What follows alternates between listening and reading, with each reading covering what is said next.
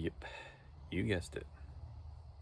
We're back on the 2012 Chrysler 200. And last video, I had mentioned that we had play in the ball joint. Bend it down, this little guy right here. It was clunking up and down, and I could take the spindle and move it side to side.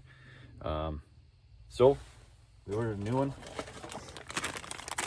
Got this guy here. Let's open it up. Comes with all the stuff you need. As you can see, it's got a little bit of a spline to it. It presses in the bottom of the spindle. That is usually the biggest problem because it's rusted. And this little spring clip goes on the top side, and it usually sits with all kinds of road debris, some rust, and you gotta kind of pick it out and flick it out and everything else, and it's usually a really big pain in the butt. So let me see if I can bring you in here. There you go. Now you can kind of see where I'm working at. Right here, there wasn't a whole lot of room. I had to get in there with a little pick, clean out some rust. I used a wire brush, got mad, hit it with a hammer. You know how it goes. Anyway, so I cleaned this all out. This is pressed in. I could probably smash it out with just a hammer and a punch and get it out, heat this up a little bit. I'm sure it'll be fine. But putting a new one back in that way, I don't want to wreck the new ball joint. So luckily a buddy of mine, he has a ball joint press tool. And for years I've been saying, yeah, I'd like to get one. I should get one because it would make life way easier than it is. And man, this is fighting me. Yeah, good enough, whatever. Somewhere there, don't move. This is the ball joint C-press. My buddy Dave, Canadian Roughneck, check him out. It goes on top, and then what it's going to do is push the head of that ball joint down from here, pop it out, and then I should be able to clean up the surface a little bit. We'll put the new one in, and then this guy just screws back up, and it's actually going to press the new ball joint back into the spindle. So I'm going to get this set up a bit, and you don't want to watch me fight and struggle with trying to get this thing on. Once I get it moving, we'll film from there. Okay, so we got it rigged up. Keep in mind, again, I don't have any fancy tools right now. I just have use of whatever I can use. So we're doing this in my driveway. This is the ball joint press from my buddy. We've got it set up.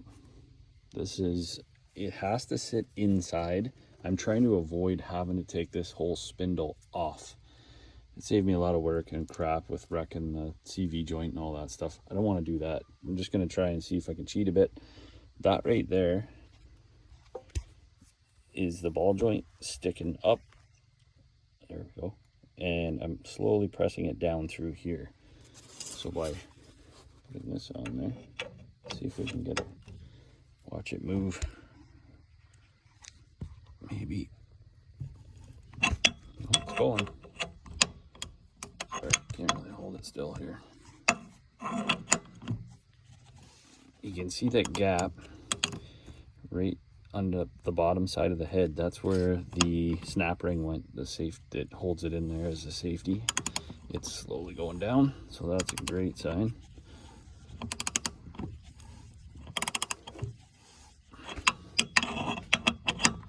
Hopefully we can make it work so it goes back in. Now, I don't know what it's like anywhere else. I wish we had like an O'Reilly's Auto Parts and stuff. It sounds like they're a pretty wicked store in the States.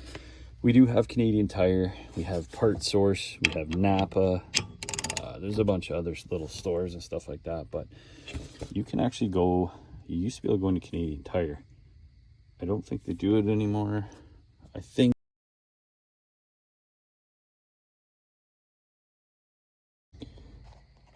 all right, sorry, I just realized my phone had run out of friggin' memory and had shut itself off. So I think where I left off was like these tools.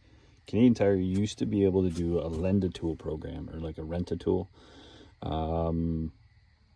Part Source in Belleville, Ontario still does it, or they did last time I was in there. You basically pay the replacement cost of the tool. That way, if you bugger off and don't bring it back, they just use it to purchase a new one. But you get your money all back when you return it, and hopefully in good shape. I just, after it died, this thing popped out. So we'll see if we can. There we go. As you can see, it just slid right out of there with the help of that, obviously. There we go. So there you go. You can see that little sharp friggin' ding. That's because I'm an idiot, and I hit it with a chisel just trying to move a big chunk of rust off, and I dinged it. So now I've got to fix that. I do have a little file, and that's what I'm going to use. Get out of there. Come on now. There we go. Can we see it? Maybe. There it is. Possibly not. I don't know. Help me. There. Yep. Oh. Stand by. Perfect. Okay. You can see that little guy there. All I want to do, I don't care that there's a dent, or dimple, if you will.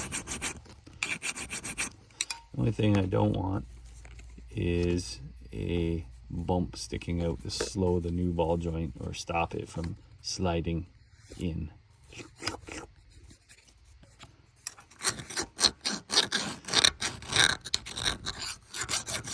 And it's got it. It's good. Not worried. Feel if there's a little bit of a dimple or not.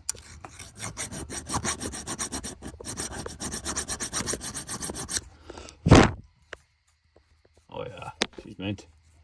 Let's take off this side just a little bit too.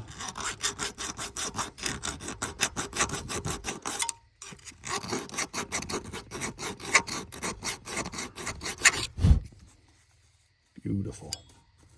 Slick, no problem whatsoever.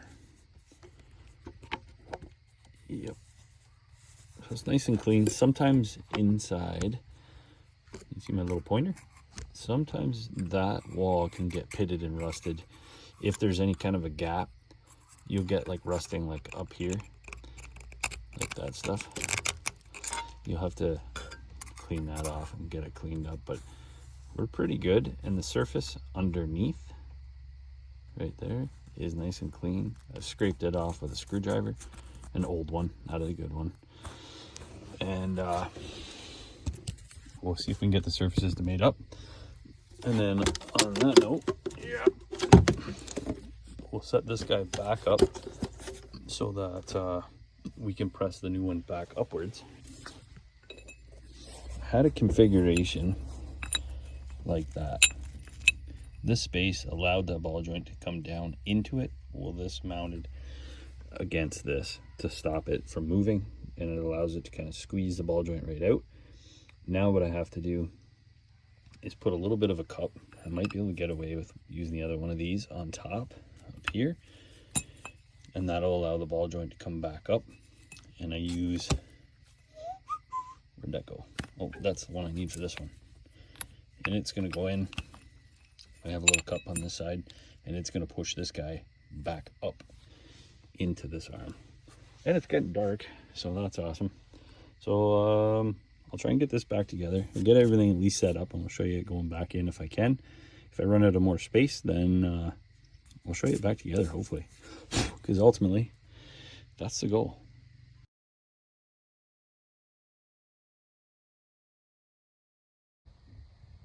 All right, look at that. It's in. And it's flush, nice and tight all the way around. You want to make sure that that lip bottoms out against the spindle. That way it won't work itself or loose, or you know it's in there seated nice and tight. On the top, you can see our new groove, and that's where this nice little spring clip is going to go. It's gonna go on top. I gotta spread it apart. I do have pliers for this somewhere, but that's it. It's in. It was a little bit of a trick because the head of this, above this, once I started to squish it in, it was hitting this. So I needed something to go around it. Where'd that cup go? These are like the rings that come in the press kit. As you can see, because I'm trying to do this with the axle in and not remove it all out. If I took this all out, I would have all kinds of room to put the ball joint press this way. But as you can see, that's where my CV joint is, and I don't want to do that. So I just got fancy with a bunch of different rings. This is the one I ended up using to put it up in with. Pushed it from the bottom. It got to a point where this piece and this piece, it was hitting against itself. So really all I'm doing is trying to squish the ball joint, which didn't work. So I needed to keep this piece in the air, and I was able to cheat by using my 3/8 extension, not the ball up, but sideways. If you can see, I had it so it sat on the end of my 3/8 extension. It didn't put any pressure on the ball joint, and was able to squeeze it up that last little bit, just because the head of this was hitting up here. So there's always a way. You just kind of got to get fancy with random crap you have laying around. And that's how we did it. It's in. So now I got to put the C-clip back on. I just have a pry bar. Pull down on that A-arm, and then I can swing this guy inside. And then put the caliper and the rotor back on, and bada bing. She's done, just like that. Okay, it's done. I'm gonna call it. Ball joints in, nice and tight. Everything's good. Rotor's back on, caliper's back on. All the nuts and bolts are tight. Put the wheel back on. Don't forget to torque your wheel nuts. And that's it for this one. Bit of a fight, but it's doable. We'll see you on the next one. Thanks.